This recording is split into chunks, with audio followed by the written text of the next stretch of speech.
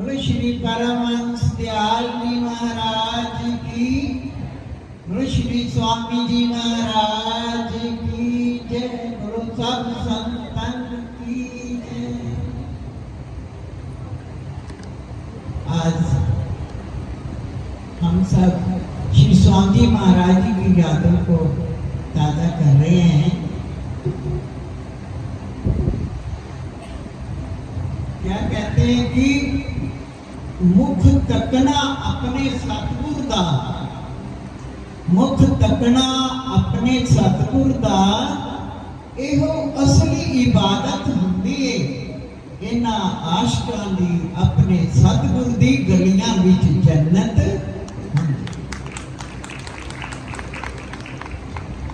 आज पूज्य महात्मा जी जैसे बता रहे थे कि हम तकदीर बदलने का समय है। ये गुरुदेव के चरणों में बैठ करके तक ना कुछ करती हैं तकदीरें, ना काम आती हैं तकदीरें। सतगुरु जब फजल करता है तो कट जाती है जंजीरें। हम ऐसी महान शक्ति के चरणों में हमें गर्व है कि हम नगरी निवासी भगवान की छत्र छाया में हैं। हम अपने गुरुदेव के छत्र छाया में हैं। कहते आते तो वही है जिन्हें वो आप बुलाते। कई घर में तैयार बैठे, ऐसा कारण बनता है कि रह जाते। तो स्वामी जी महाराज जी की जो उपदेश हमें बताए हुए हैं, तो उनको बड़ी उस टाइम हम लोगों को इतनी समझ ही नहीं थी। अब समझ आई। कहते ना, मैं गई ते आया माही, जे मैं आई ते टुर गया। ये कितना गहरा है। जब तक जीव के अंदर मैं रहती, मैं करता हूँ, मैं ये मेरा है। जब मैं चली जाती है, सम जाती है, तो माही वो प्रीतम प्यारा आ जाता है। उनकी महिमा बेअंत।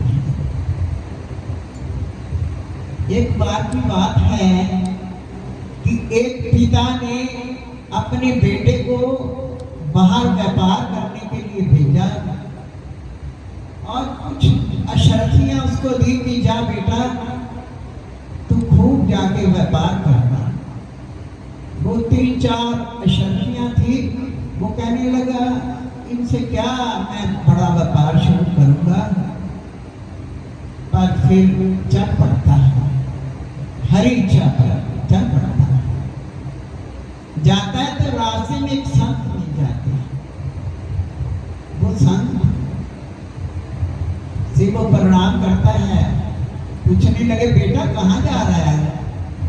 कहता, महाराज मेरे पिता ने ये अशर्फियां दी हैं 3-4 कि जा तू व्यापार कर और काम अपना बना।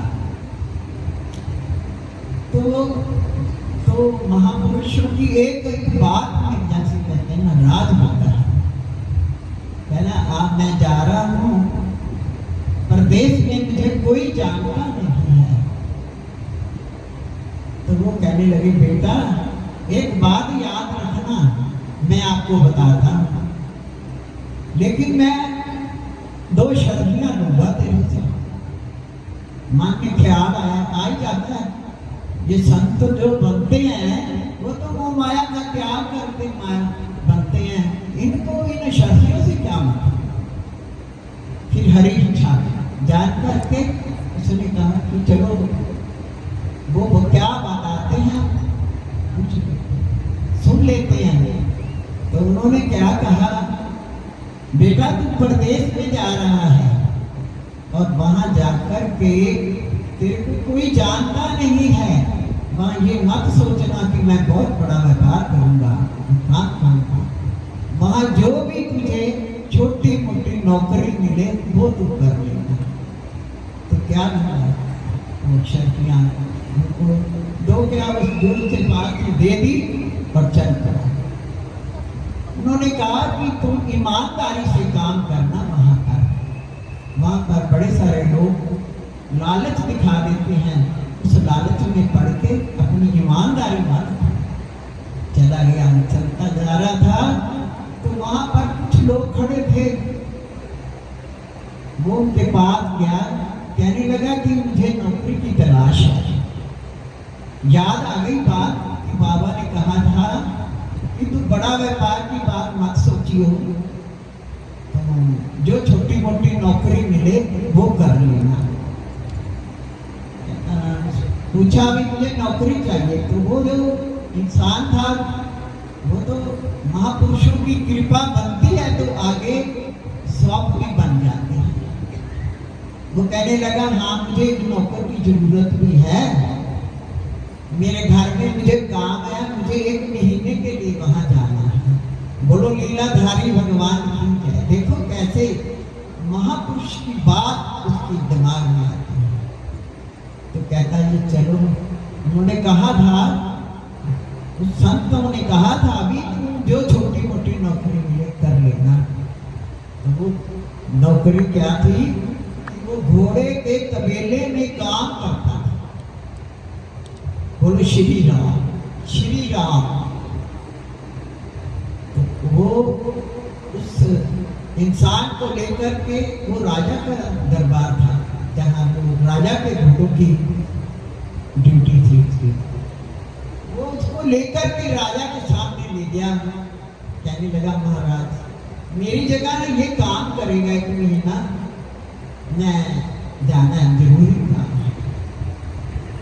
तो वो काम के लिए राजा ने क्या अच्छा इसको हटा दे। वो गया, उसने सारा समझा दिया, ये घोड़ों को चना भिगो के खिलाना है और ये इनकी मालिश करनी है। राजा तो बड़ा शौकीन है घोड़े को करने का। वो काम तो राजा हर घोड़े के लिए 20 किलो चना देता था। तो वहां पर और भी कई 100 घोड़े थे, एक इंसान सेवक को 10-10 घोड़ों की सेवा निभाता। वो अपने घोड़ों को बड़ी ईमानदारी से नहलाता, मालिश करता और वो छोले भिगो के को डाल देता। वो बड़े हष्ट हो गए। और जो दूसरे लोग थे, नौकर थे, वो 5 किलो चना खिलाए और 15 किलो बेच दिए। बोलो लीलाधारी भगवान। एक दिन उसके मन में ख्याल आया कि मेरे को कोई जानता नहीं है, मैं ये सारे इकट्ठे बैठते हैं तो मैं भी यहाँ जाकर बैठता हूँ। तो वहाँ क्या देखता है? सब शराब पी रहे हैं। उसने कहा ये क्या कर रही हो तुम? कितनी बड़ी बेईमानी।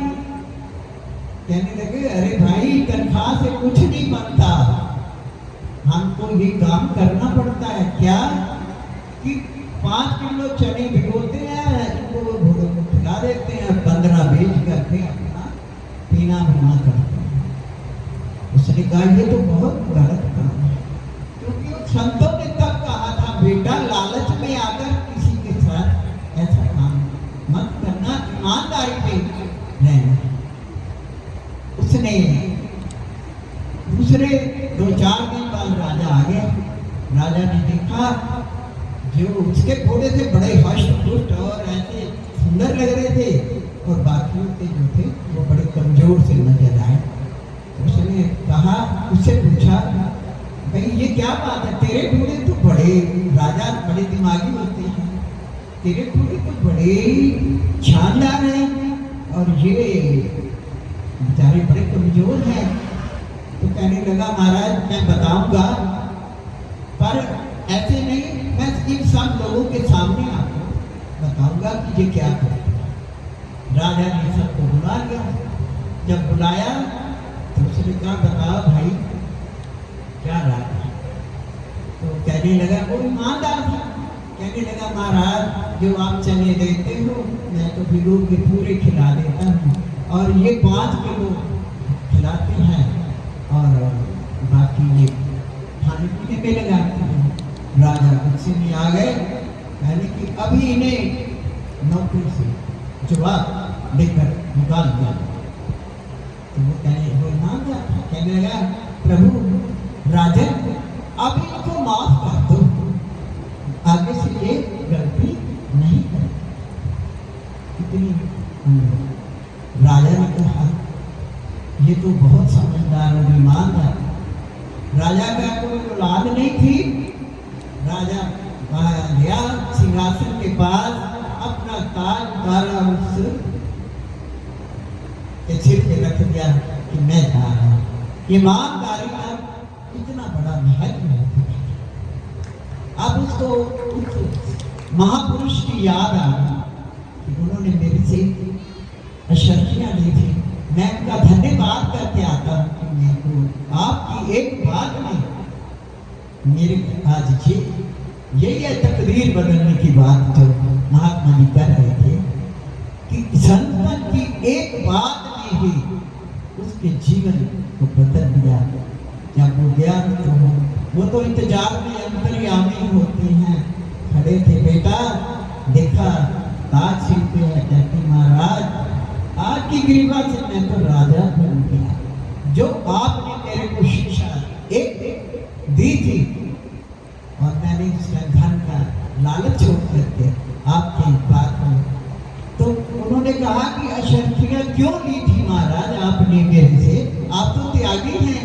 तो कहने लगे, जब कोई बात कोई शिक्षा कुछ देकर ली जाती है तो उस पर अमल होता है, और जो मुफ्त में मिल जाता है उसका रत्न नहीं होता है। इसलिए बेटा ये तो मेरे किसी काम की नहीं, सिर्फ ये अशर्फियां पड़ी हैं तुम ले जाओ। महाराज जो कुछ आपने दिया वो तो कोई दे नहीं सकता। और ऐसे ही हमारे हृदय सम्राट स्वामी जी महाराज की उपदेश एक एक वचन गुरु के मुख से निकला हुआ वरदान का निर्धारण कर रहा है। अब हमें थोड़ी समझ आ रही है कि वो उस समय ऐसा क्यों कहते हैं। तो एक छोटी सी बात मुझे कि एक बार कृष्ण भगवान और राधा मिलकर बैठे थे। तो भगवान आंखें बंद हैं और मुस्कुरा रहे हैं। तो राधा ने पूछा, प्रभु आज आप बहुत खुश नजर आ रहे हो, क्या बात है? तो कहने लगे, राधा मेरा एक भक्त है जो कि ग्रस्त में रहकर भी हर समय जो काम करता है वो मेरे को याद करता है, और उसको देखकर, उसकी भक्ति देखकर, उसका प्यार देखकर मैं बहुत प्रसन्न हो रहा हूँ। और देखो कि वो गृहस्थी में रहकर भी वो मेरा ही स्मरण करता है। तो उसने कहा, राधा ने कहा कि ऐसे भगत को ना प्रभु कोई कष्ट नहीं होना चाहिए, क्योंकि भक्तों को तो बड़े कष्ट होते हैं, उनको परीक्षा बड़ी होती है। ऐसे भगत को जो तेरा नाम सिमरन हर समय करते हैं, जैसे कई बार आपने महाराज जी के मुख से सुना होगा कि वो भक्तों के लिए बड़ा आभार प्रकट करते हैं। कि भगत जो है देखो गृहस्थी जीवन में रहकर भी वो कैसे गुरु दरबार के लिए कुर्बान रहते हैं।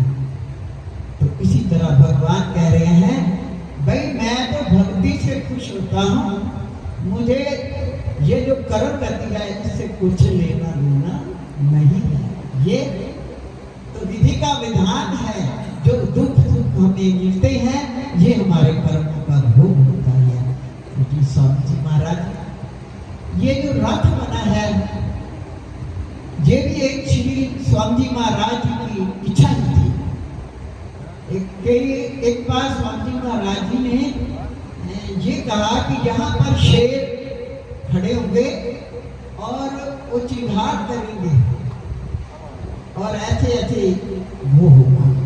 तो ये शेर देखते ही मुझे स्वामी जी की याद आ गई कि उन्होंने शेरों को याद किया और ये कहा कि रिद्धियां सिद्धियां इस दरबार में सेवा करती हैं। तो ये जो मटके पड़े थे मैं यही निहारती कि ये रिद्धियां और सिद्धियां। बोलो लीलाधार की भगवान की जय, बोलो मेरे स्वामी जी महाराज की जय।